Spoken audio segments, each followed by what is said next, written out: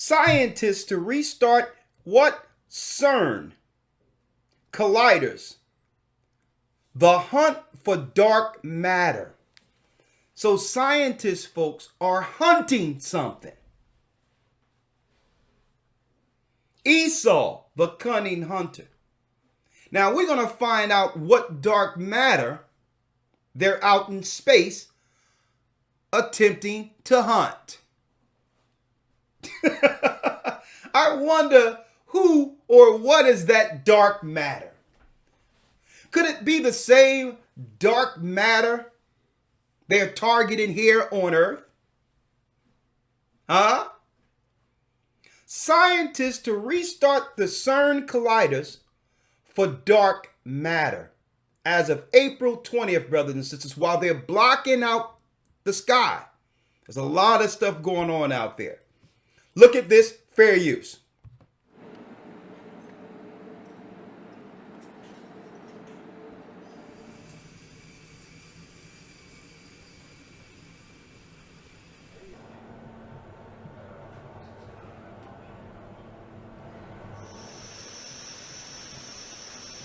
What are they doing?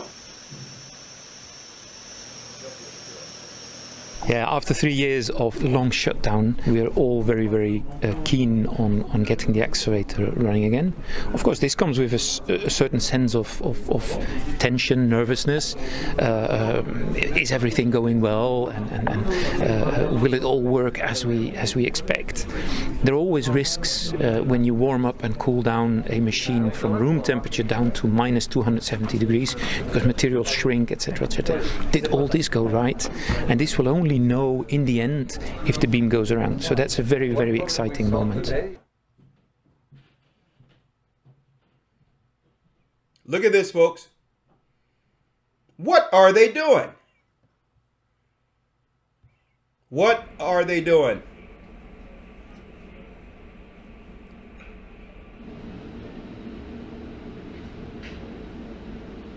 What are they preparing for, If you look to the sky in the evening, you see this 5% of what's out there, and the other 95% you don't see. And this is for us what we call the black matter. And we hope to be able to discover hints of the existence and how to look for it, also with the LHC.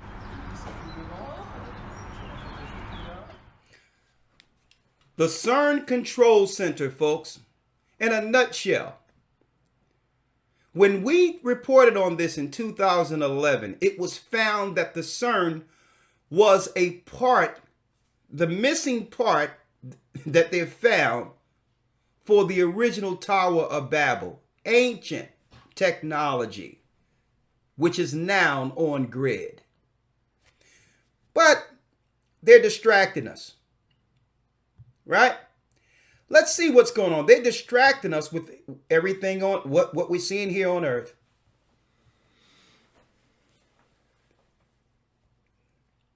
They're concealing the stars while working to go out into them. More fair use.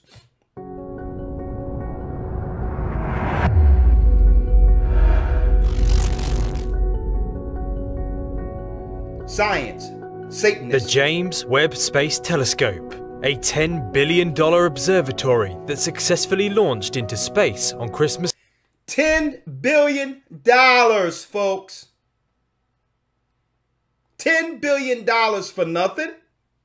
Why are governments coming together and putting so many finances behind what? The heavens. And folks, they launched this on Christmas. See? Nimrod's birthday. Tower of Babel.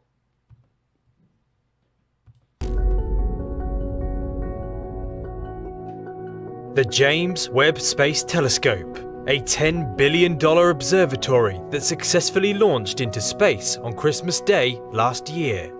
Ever since it launched, the world has been waiting to see its first images. Images that, according to NASA, will deliver us a new view of the cosmos. Although we still have to wait a few months until we start to see these unprecedented views, recently NASA released Webb's first in-focus image of a single bright star, captured as part of a mirror alignment process. A bright star. But in the background of this image, if you look carefully, you will see something even more interesting. A taster, if you like, of what this extraordinary telescope is capable of. Now, what do they need a telescope out in space for, folks? Ha ha ha ha. There's some black matter coming, folks. While some of the largest ground-based telescopes on Earth use segmented primary mirrors, Webb is the first telescope in space to use this design. The 21-foot or 6.5-meter gold-covered mirror was far too big to fit inside of a rocket fairing, however, and so it had to be folded up for launch. After Webb successfully made it into space, the 18 hexagonal beryllium mirror segments that make up the primary mirror then unfolded. But for the telescope to work properly, all of these segments have to be aligned with extraordinary precision. Aligning each segment into one smooth reflecting surface was one of the most important tasks the Webb control team had to tackle since the telescope launched. According to NASA's recent news conference, however, the primary mirror is now fully aligned within a fraction of the width of a human hair and performing even better than expected. Although many other alignment steps and tests need completing before Webb ultimately delivers the new view of the cosmos, this fully focused image is the highest resolution infrared image ever taken from space, providing us with a tiny glimpse of how powerful Webb is. The star at the center is called 2MASS J17554042 plus 6551277, and although it is the brightest thing in the image, emanating streams of light across the universe, it is nothing particularly special.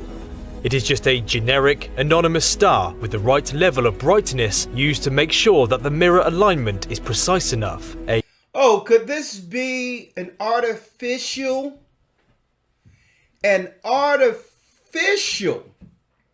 morning star? Could this be an earthy creation to mimic the morning star? See, I'm going to show you how this all ties together, folks. They're outright introducing Lucifer as the god of this world who can shine out in space so that all the earth can see as a god, to be revered as a god. Now, when you put this together with the CERN, something happens. You have the telescope looking out there.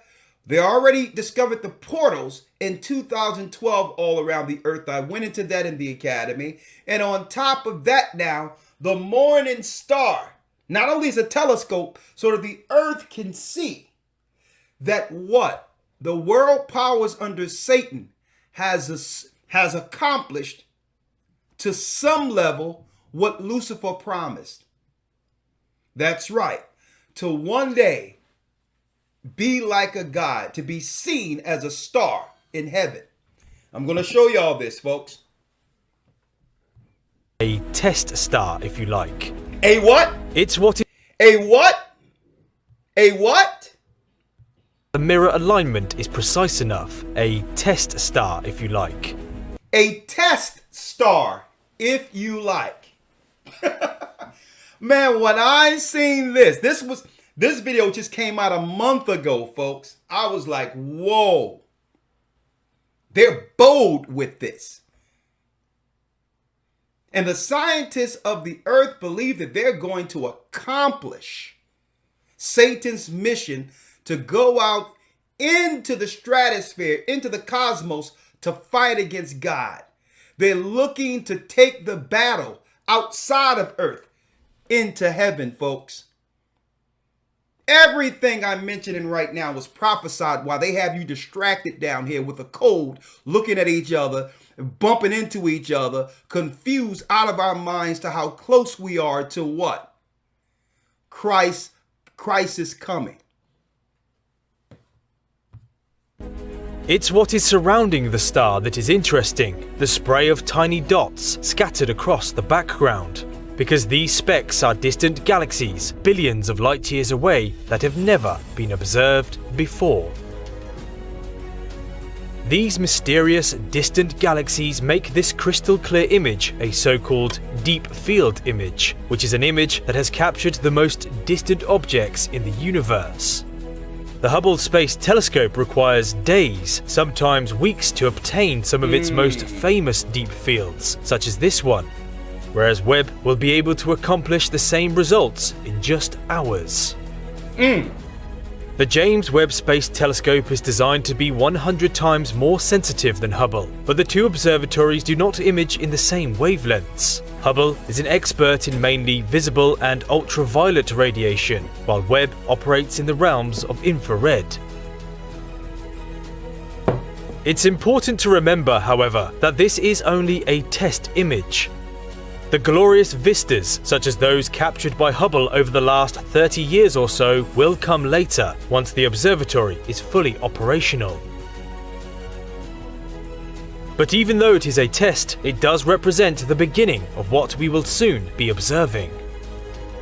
The James Webb Space Telescope will allow us to peer back in time and capture the first galaxies that formed only a few 100 million. Do you see what they're trying to do? This is a perfect segue into the creation of the universe, folks, and the portals of God that we're going to be going into. I'm going to tell you this right now.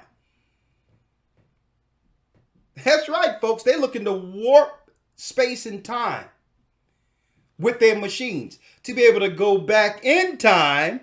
Listen.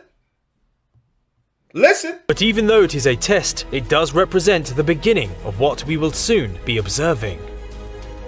The James Webb Space Telescope will allow us to peer back in time and capture the first galaxies that formed only a few 100 million years after the Big Bang.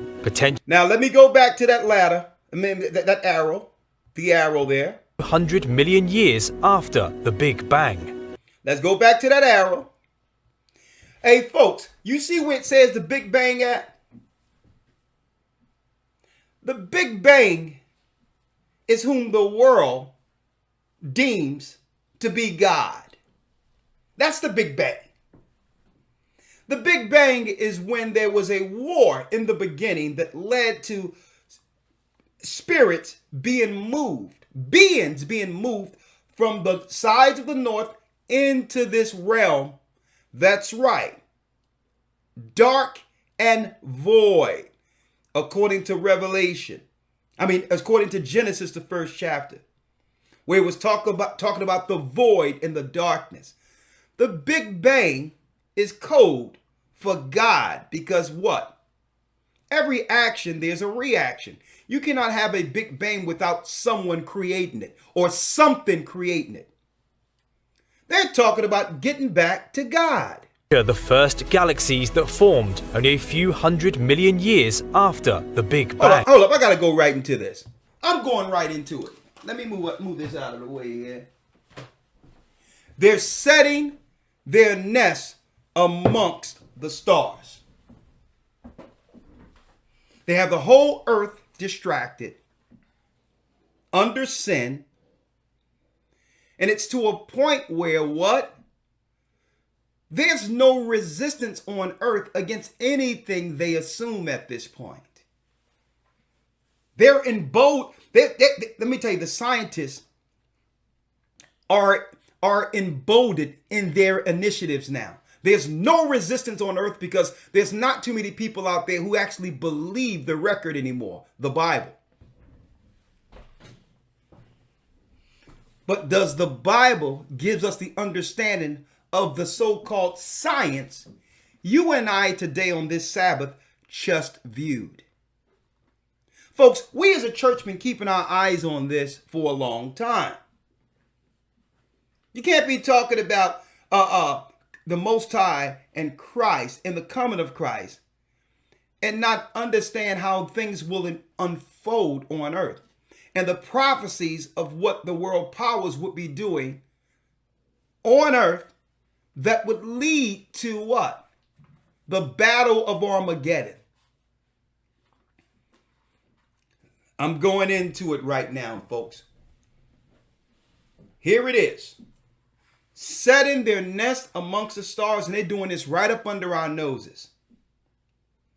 I don't know. You talk to your family members and all that. They, on one level, they just talking about Biden, this, that, and the other, Trump, what's going on with the Ukraine.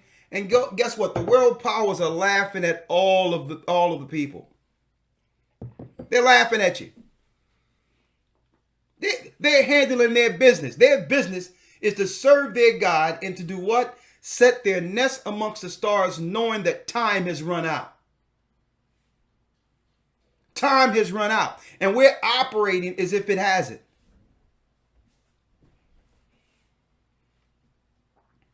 Okay? And they're putting all of their life source and spirit behind their God's initiative. But where are we placing our spirit? In our energy. Is our energy going on the right side of justice in preparation for Christ's coming? Because I'll tell you, these scientists, I'm going to tell you, if we were more fervent and zealous as scientists, as the scientists are in accomplishing their mission, we'll be saved already. They're putting their resources, their own lives, their spirit, everything in accomplishing this mission to set their nest among the stars. Let's go, other lawyer. Let's go straight to, real quick, Lucifer, the morning star. Isaiah 14, verse 12. Come on. How art thou fallen from heaven, O Lucifer, How did you fall, O Lucifer? son of the morning? Son of the morning star. Read. How art thou cut down to the ground, which didst weaken the nations? How did you get cut down to the ground? Who did what? Weaken the nations. Satan's mission is to weaken the nations, folks. To weaken us. And not just Israel.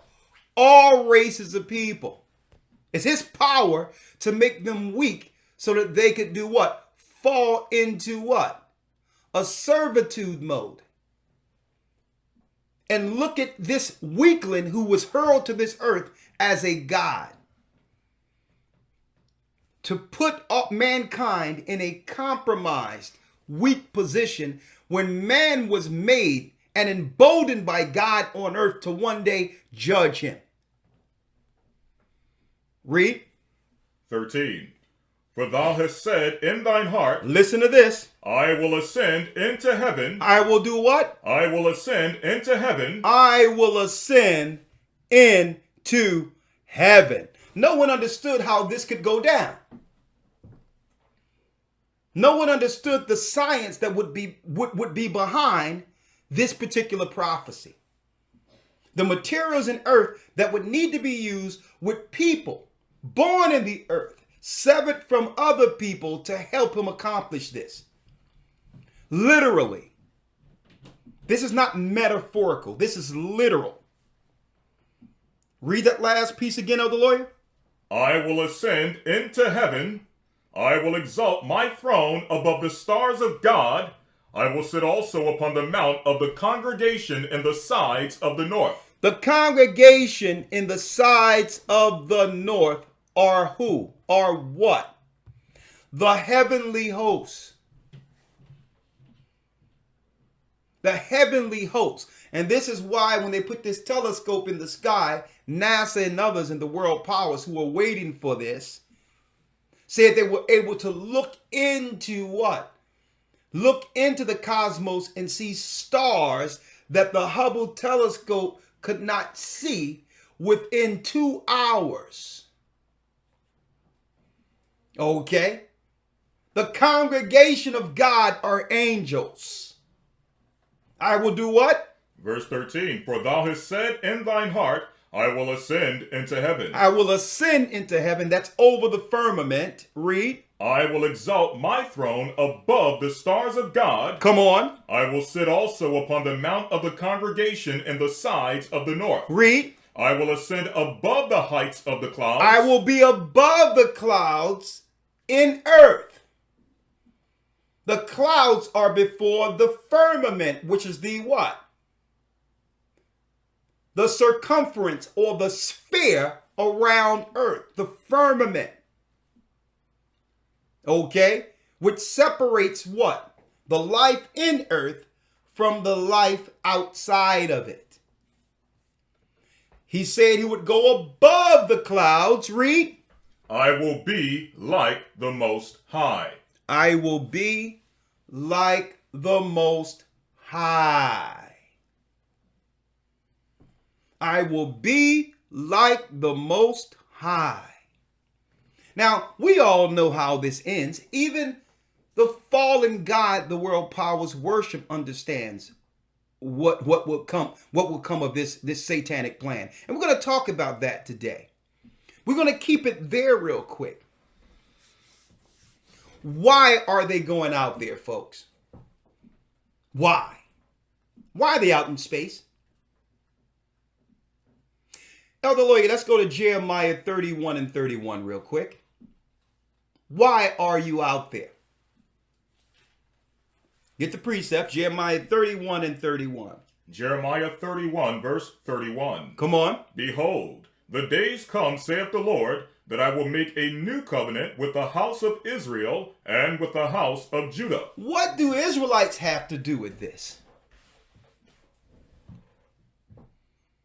Now, there was an old covenant under Moses, right? But it tells us in the prophecies, the prophets, that he would make a new agreement with those same people. Listen. 32. Not according to the covenant that I made with their fathers in the day that I took them by the hand to bring them out of the land of Egypt. I'm going to make a new agreement with the Israelites. And see, the powers that be, the scientists, understands this. Folks, listen to me clearly, folks. This is all about a battle for power. Who will rule this realm? The same realm Esau currently rules. You notice how they said, he showed how they need to put this technology out in space so that they can look back in time and get back to the original spirit that created everything, that caused the Big Bang. They feel that they have the technology through CERN and other technology to get right back to the beginning, to circumvent time, to do what?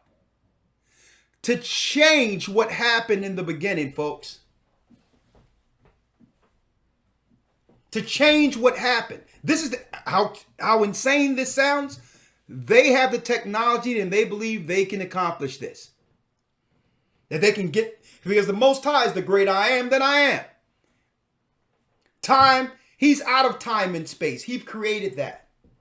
So they need to get to the point of him in the beginning and try to manipulate time to get to him, to reverse time. The Bible. Is it hard to understand?